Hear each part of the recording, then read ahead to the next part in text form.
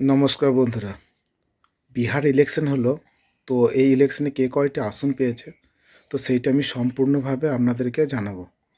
তো বিহারের মোট আসন সংখ্যা হচ্ছে 243টি।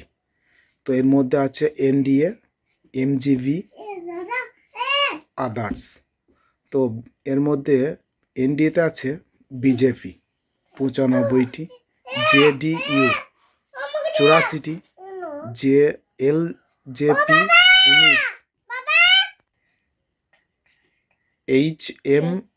এইচএম 5টি, আরএলএম 4টি।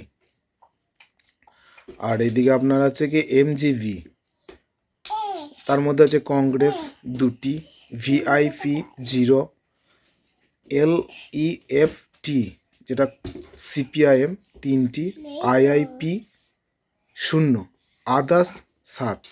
এর থেকে একটা বড় বিষয় হচ্ছে যে এখানে জনস্বরাজ পার্টি যেটা পিকেতে কিন্তু 0, ও কিন্তু কোনো আসন সংগ্রহ করতে পারেনি।